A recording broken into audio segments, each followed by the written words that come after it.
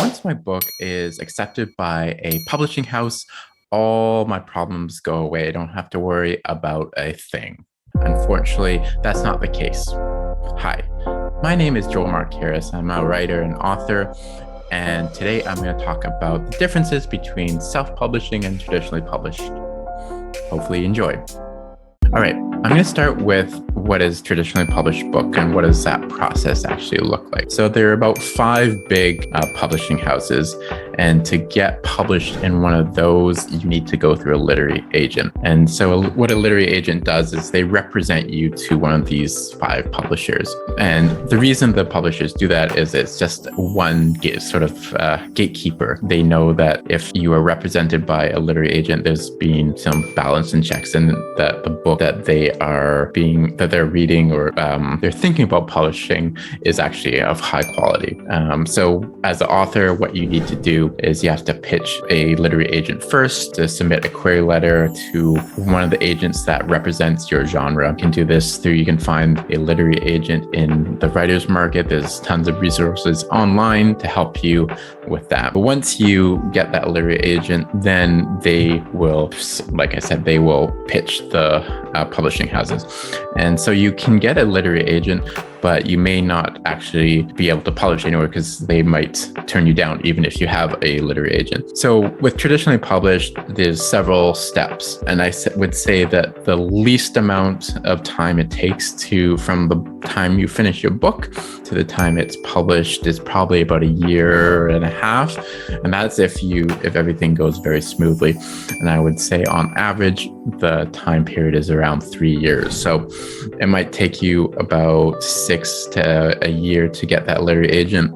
And then if they find a publishing deal really quickly, it will take even that, the publishing house, 1.5 years or 1 year or 2 to get that book into bookstores and for sale. It can be a very long and difficult process and very frustrating at times. But if you're willing to wait it out, it can be beneficial. One of the great things about being traditionally published is that you actually get an advance. About a normal advance these days is around $30,000. But keep in mind that is an advance against the sales of your book. So the book has to sell 30,000 worth of copies for you to see any more money. And another thing to keep in mind is that 30,000 is your share of the book.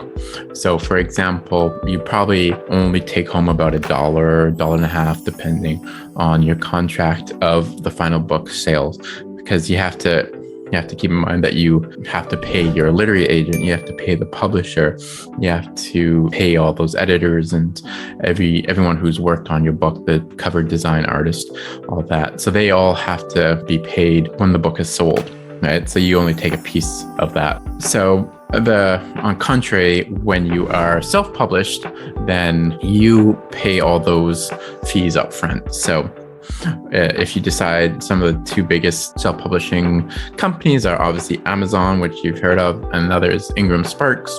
So if you submit your book through that, you have to take on all those costs that a traditionally publishing house would occur before publishing. So you have to pay for the editors, you have to pay for the book design, you have to pay for the formatting, all that stuff. On the plus side, when you are self-published, you have complete creative control over all that process. So you can decide everything about the book cover. When you're traditionally published, they will hire an artist and they will have final say on the cover. They will probably likely ask you for input, but they will, you may end up with a cover you don't like, or there may be something about the book you don't like. And ultimately, because you've signed away the rights to that book, they will have ultimate control. So that's one thing to keep in mind. Traditionally published, they will have access to awards. They will have access to bestseller lists that as a self-published author, you do not have. So if becoming a New York Times bestseller is really important to you, then you need to go to the traditionally published route, because the bestseller list will not look at self-published books. So that's another thing to keep in mind. Now let's talk about marketing, because that's obviously a huge part of any type of book publishing deal. So it used to be that the publishing companies would take on a lot of the marketing and they would do a lot of PR for you. And that's unfortunately not the case anymore. You have to, whether you go self-published or you go traditionally published, you have to do the marketing for you. That's a lot of, I guess, people think that once they publish the book through a publishing house, that they don't have to do anything else and they can get back to writing their second or the third book. Unfortunately, that is not the case. And you need to, whether you self-publish or publish traditionally, you need to help build your platform, your author platform up. You need to hustle. You need to book those podcast interviews. You need to do those social media posts. You need to put out those press releases.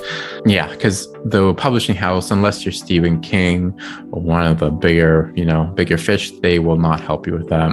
And that's one of the things, I think that's why I like the self-publishing route a little bit better, is also you have more control over your marketing. So what I like to do is I like to do book deals. I like to do discounts around Christmas or major holidays, do giveaways. When you are traditionally published, again, because the publishing company now has the rights to your book, they have complete control over pricing and distribution.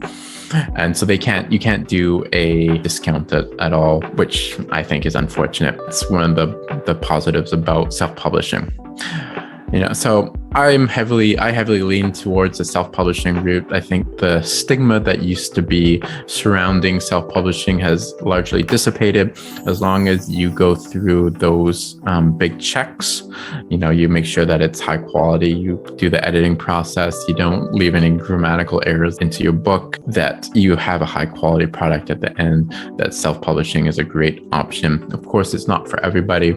I am an entrepreneur by heart, and so I'm used to doing everything myself, or hiring people and managing and that. If you're an author who really doesn't want to deal with cover design, with formatting, with hiring people, then a traditionally published route may be better. But I like the sort of options and where self-publishing is heading. So it's up to you. Hopefully this video has helped you provide some clarity in which route you think is better for yourself as an author. But yeah, hopefully you enjoyed, and we'll talk to you in the next video. And if you want more content like this, please like and subscribe.